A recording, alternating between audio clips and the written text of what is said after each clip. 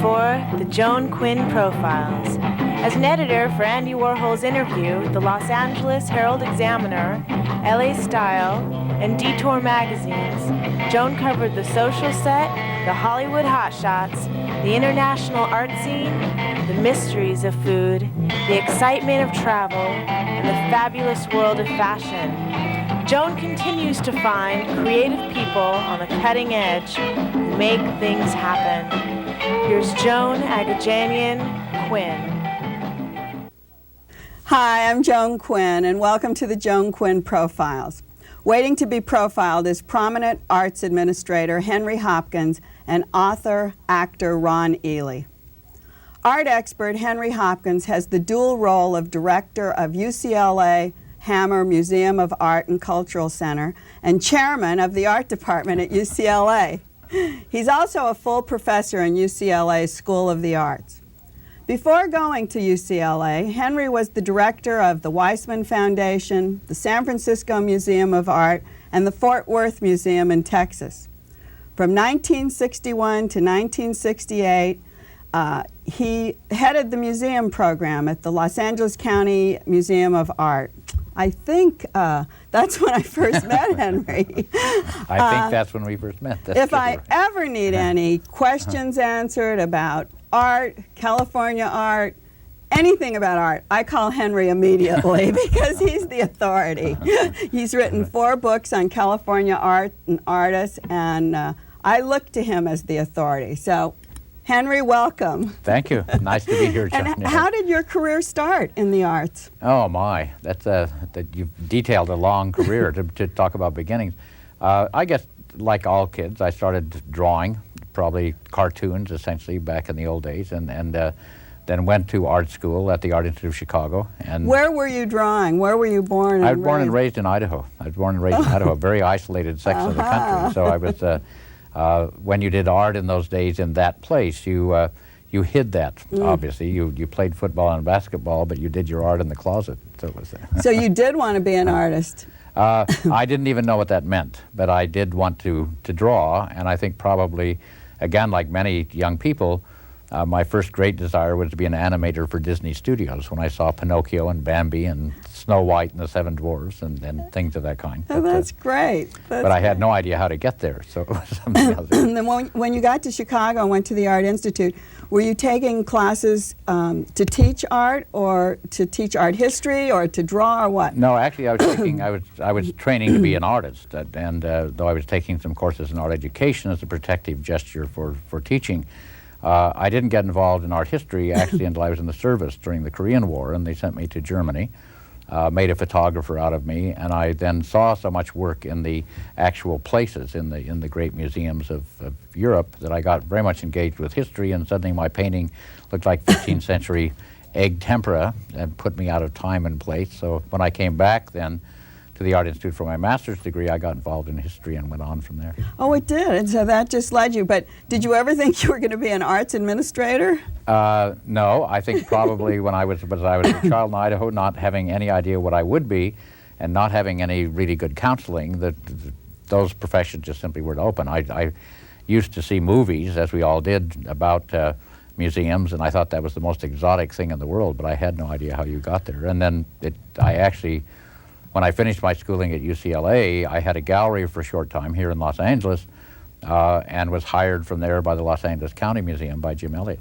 Oh, I didn't know you had a gallery. I had slipped one in on me. I slipped one in. Well, it was there a very short time. It was a gallery called the Huisman Gallery. It was across the street from the well-known Ferris Gallery, and the principle behind it was to show the generation of artists younger than the Ferris artists, who were then students at Chenard here in LA, that people like Joe Good, for example, Ed Ruscha, Ed Baril. You showed those people? Yes, right. Oh, you did. So when Ferris was showing their crop, you had Our crop. Really the same kind, the same level. They turned out to be the same level. Well, that crop then moved on to Ferris and moved on to other galleries, and yes, it's nice to know that they became prominent artists. That's right. Good for you.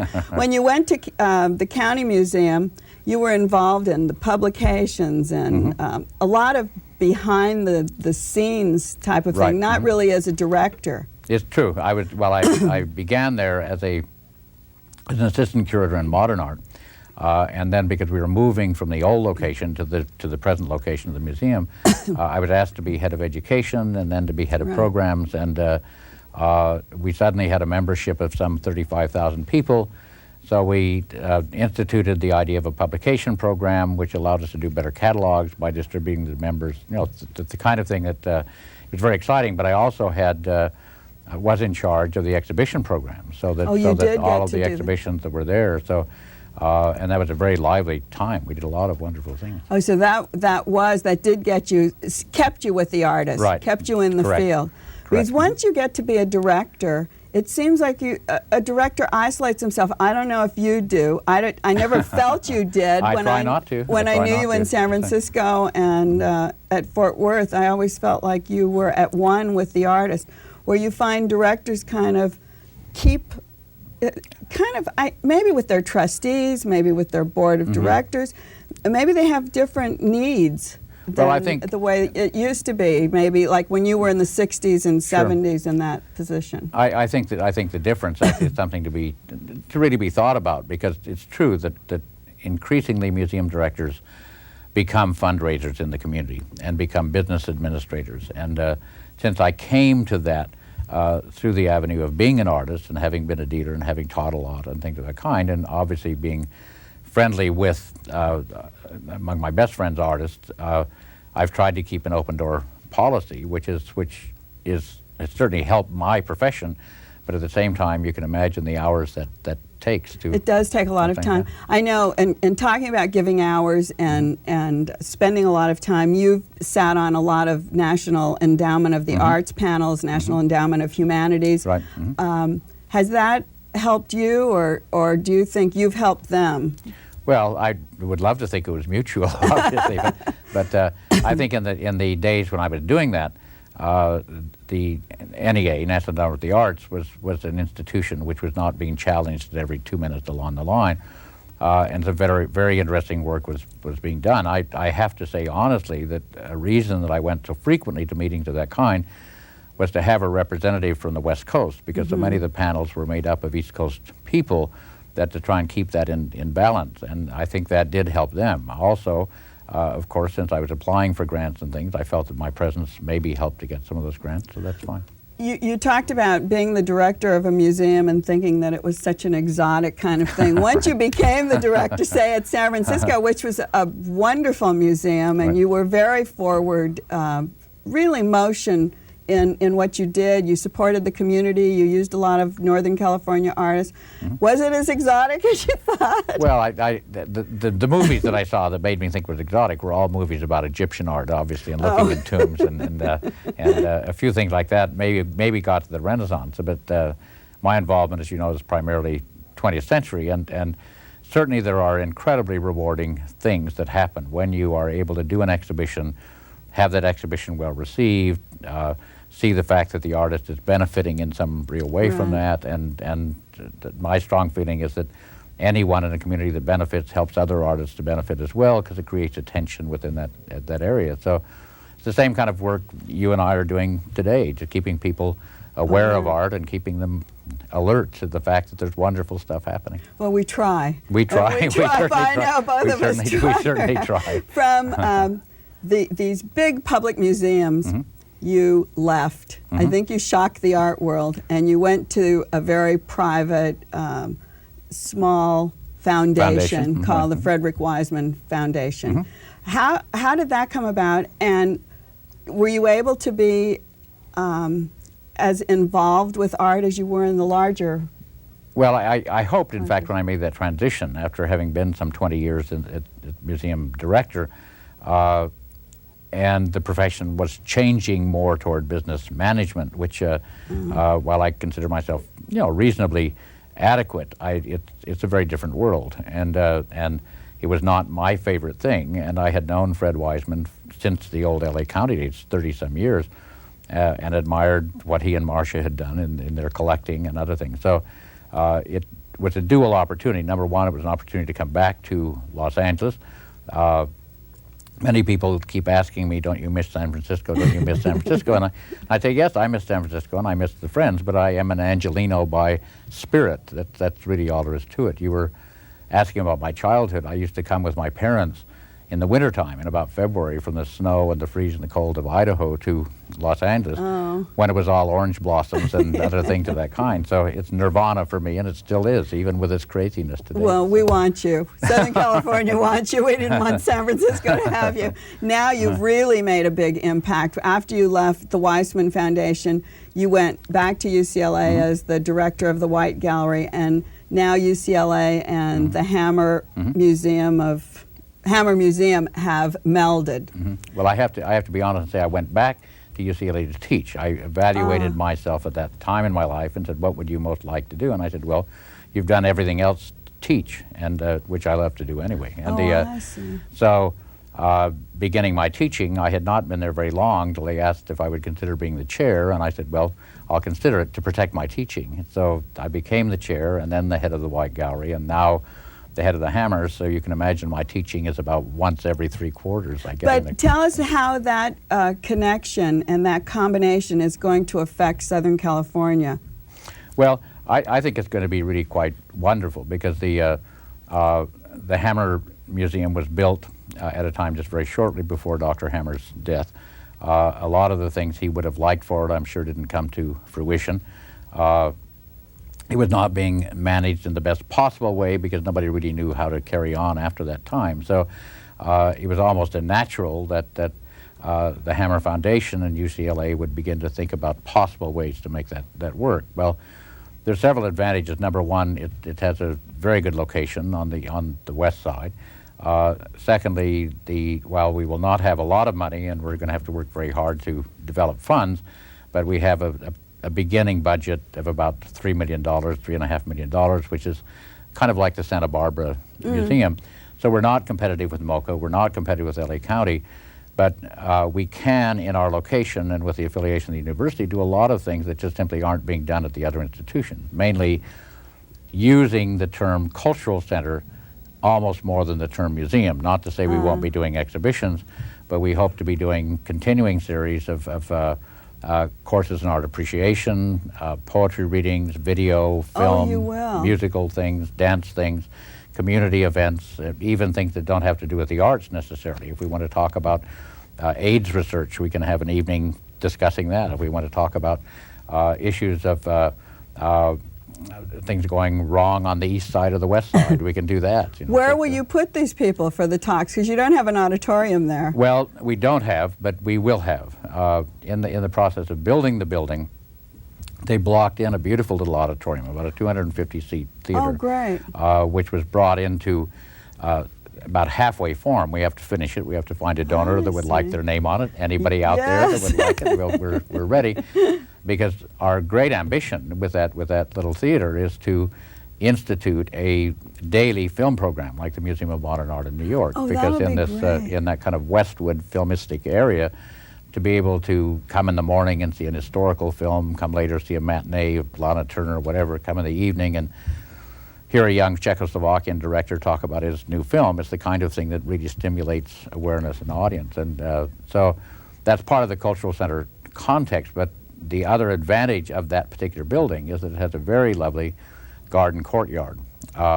And that garden courtyard, we've tested it already with video, we've tested it with audience, and it works out very well. So in clement weather, we're all right. If not, we'll go in the galleries. Well, it sounds fabulous. It sounds like the kind of thing that's an adjunct to our museums. Exactly. It will take the arts of every type a little bit further.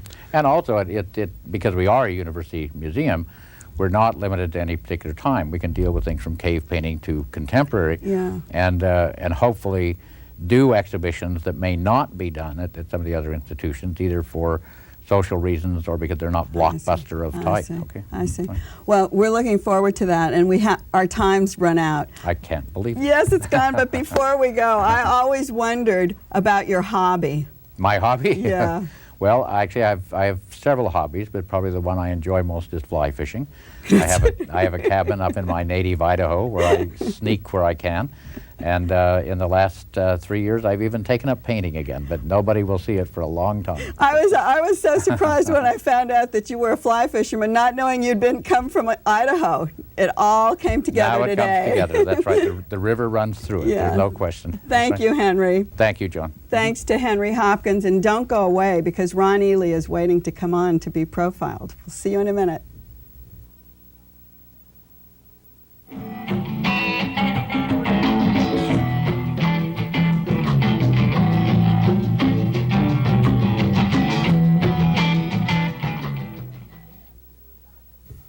Hi, I'm Joan Quinn, and we're back with Ron Ely. We're going to talk to author Ron Ely about his book Night Shadows, published by Simon & Schuster. His bio says he gave up acting to write. This is what he gave up. All of you remember watching him and will know his name and remember his face from Tarzan on the NBC TV series. He was also the star of Sea Hunt, Doc Savage, and Malibu Run Aquanauts. But he also worked in film and on stage. This is a face that's recognized all over. And Ron, why did you give up acting to write? I didn't give it up entirely. I gave I gave it up as a major force of my career thrust. But I'll still do a show or something a year just to keep my Gill status active. Oh, that way, I see. Yeah. I noticed you stumbled a little bit over Malibu Run and Aquanauts. Yeah, You thought, what is that about? Argonauts. well, Aquanauts. Actually, it was called Aquanauts first, and then it's one of those things. It's Aquanauts / Malibu Run. Right. Because when I first started doing the show, it was called Aquanauts, and then they changed the title to Malibu Run midway through. So that's what the confusion is about that. Sometimes. I did. It threw me for a minute, but how long? Was that on for a long time? We did, let me see, I think about 36, maybe 38 shows. And I was called back into the Air Force for the Berlin crisis at that time. So I don't know whether we'd have gone on or not anyway, but we went off then. We were on opposite Wagon Train, I remember, on one channel, which was a pretty successful show, and a show for ABC called Hong Kong, if I remember correctly. Well, remember that? Barely, just barely. Wagon Train, everyone remembers, yeah, sure. I think. How did the Tarzan thing come about? I don't know if you've told the story before. I don't know how it happened. How I became associated with the series? Well, initially, I remember my agents had talked to me about doing Tarzan when they were doing the films, and I was not interested at all because I never really liked the character of Tarzan. He always seemed a little bit stupid to me. And why there was interest in me at all, I don't really know. Possibly because of Aquanauts and Malibu Run, that I had done that kind of an action-adventure show. But when NBC became involved in doing the series, I found that very compelling, and especially in view of the way that they were willing to do it. They were willing to update him, make him modern, make him an intelligent man who simply who spoke well, but who simply made a decision to live where he lived. So, at any rate, with that in line, I accepted the audition process, and I was auditioned for it, and for some reason they chose me, and so I did it. Were all the other actors who auditioned as tall as you? You know, I don't really remember the other actors. Occasionally I'll encounter someone. I used to work with people periodically who would come up and say, you know, I was up against you for Tarzan and things like that. But I don't remember them. I don't remember any of them. You obviously were always in top physical form. If you did the Malibu Run and you did the Sea Hunt and those kind of things, and you were in the Air Force, did you say? Well, I stayed in good physical shape. I boxed and trained as a boxer, so that's very good training. It does keep you in. You're not too tall for boxing? I keep saying tall. I don't know how tall you are, but we were like little midgets next to you. Well, yeah, I'm between 6'5" and 6'6". Well, actually, boxing, of course, was created for the little man to take down the big man. But anyone can box, and it's just actually is a form of conditioning more than anything else. That was what the value I saw in it. When you were working, I heard that you did all of your own stunts. You didn't have a On stunt Tarzan. man? In Tarzan, you did. Yeah, there was a picture that came along I did for Warner Brothers in '76, I believe it was, called Doc Savage, the Man of Bronze. After Tarzan, I had gone to Europe and started making pictures in Europe. Oh, you did. And I came back. I was intending to use the picture for Warner Brothers, Doc Savage, the Man of Bronze, as a kind of a comeback picture here to bring my career back to the States. And I remember Warner Brothers would not let me do the stunts. They forced me to use a stuntman, which was the most wonderful forcing that's ever happened to me, because I met a man named Tony Epper. Tony doubled me and Doc Savage for most of the stuff. I did the fight stuff, but Tony did the real tough stuff, and it was wonderful because for the first time I sort of sat back and I watched someone else take the chances, and I wasn't nervous about two things at one time. On Tarzan, I was always I'd always have that thing to do ahead of me. Tuesday I'm gonna be doing that and all that sort of thing, and so I'd be worried about it. When you talked about Doc Savage in 1976, it was really pre-Schwarzenegger's, Conan the Barbarian, all of these physical He-Man kind of roles. Actually, Doc Savage was more in the line of Raiders of the Lost Ark. Oh, it was? I would say if you could compare it to anything, you compare it to that. Not necessarily favorably, because we went a little bit too much tongue-in-cheek for most people's taste.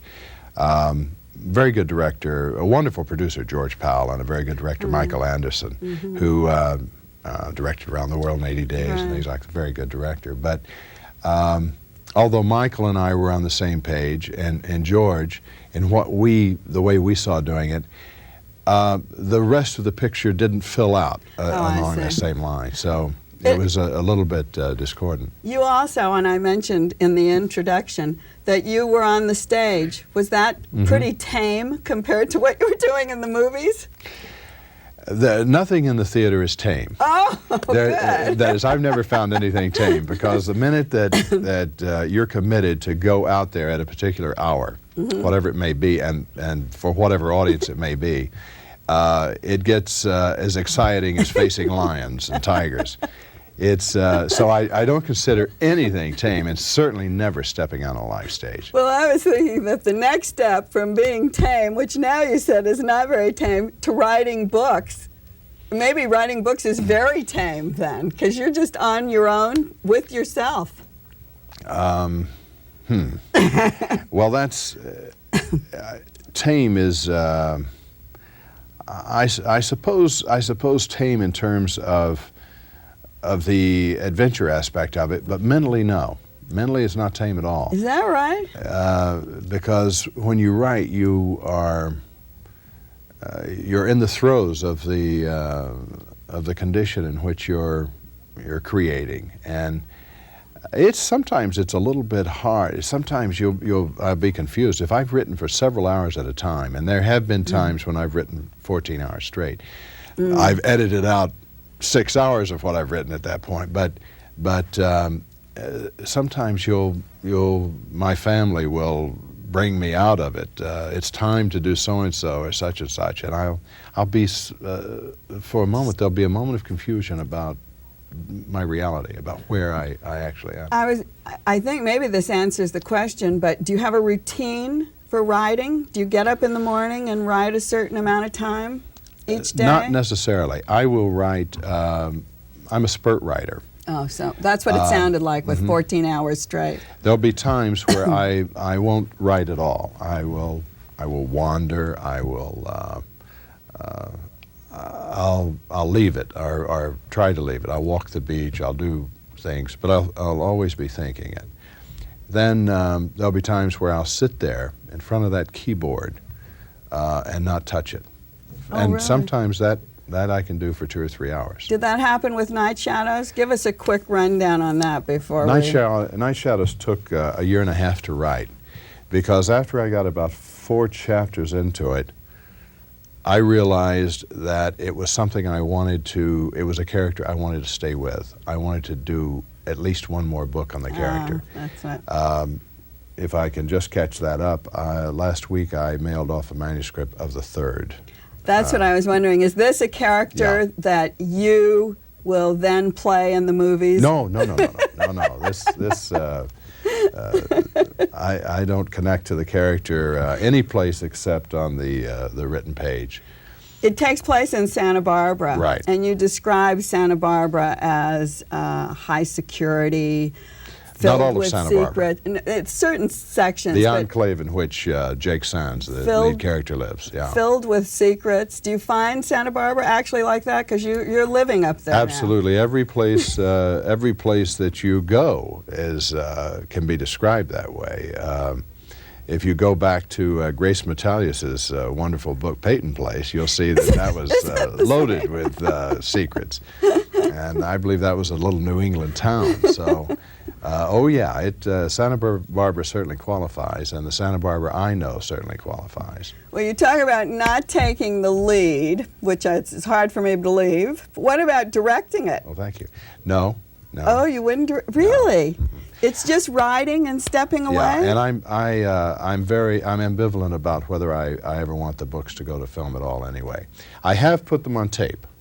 Oh, audio tape? Yes, which I have performed myself. Oh, I think that's fabulous, and I want to talk to some audio tape people. I want them to come on and talk about it. They're wonderful. Well, I suggest that you talk to Michael Viner. I think he's great. Debbie Dove Raffin. Books. Yeah, Dove Books. I did mine for Dove, and they were terrific. They did a wonderful. Well, you do an abridged version, or I did, of the book, but they're awfully good at it. And I the think people they that's- use are very good. Yeah, I think it's great, and I think it's great you did it, and I'm so happy you came down. Our time is up. It goes so fast, but thanks, Ron Thank you, Joan. Ely. I've enjoyed it. Thanks to all of you for watching, and I'm glad we could bring you Ron Ely today. And keep writing to us at 520 South Grand, 8th floor.